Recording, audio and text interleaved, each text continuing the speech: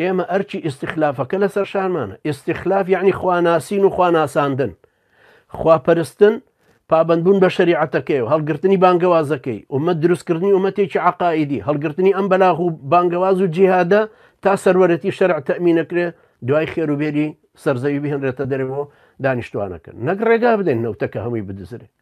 ئیسلامیەکان بە هەمویان ئێستا ئەگەر یەک بیرە نەوتیان بەدەستەوە فەقیریان لە کوردستان نایە، شەرزەکاتیانەدا. معقولە تۆ وا بزانی کاک عەبدولستار کە پیاوێکی ئەلحەمدوللا مووی لێ نەهاتووە جیهادی کردو، پیاوێکی محتەرەمە، حافظ قورئانە، بەڵام وەزیری زەراعەیە.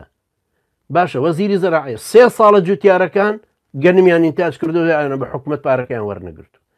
ئەم پیاوە بە ڕێزە قیاسەکرێ لەسەر سەیدنا یوسف. سەیدنا یوسف بێنی تۆ بیکەی بە حجە بڵێ جائیزە لەبەرەوەی سەیدنا یوسف بوو بە وەزیری مەلیکێکی کافر، ئێمەش کاک عەبدولستار بکەینەوە بە وەزیری زەراعە، وەزیری خەزائین فی الئەرض. ئاخر وەکو یەک نین. نابێت تۆ لەبەرەوەی کەلیمەی وەزیرەکە مشتەرەکە لە بەینانەوە بزانی ئەمیش وەزیرە و ئەویش وەزیرە. ئەو کولفی کول خۆیەتی. ئەوە فەرمی ئاوا خزنیکەن، ئاوا بکەن، 7 ساڵتانوا لە ڕێیە 7 ساڵی تر پلان و بەرنامە هەموو شتێک ئەو کردوێتی. کاک عەبدولستار دەتوانم پارێکی بەدەستێت تاکو پارەی جوتیارە داماوەکان بدا، قەرزەکان بداتەوە. ئەتوانێت ڕێگالەوە بگرێت کە ئێران ئەو هەموو بەرهەم زراعی خۆی نێنێتە ناوە بۆی هیچ خۆمان بفرۆشرێ.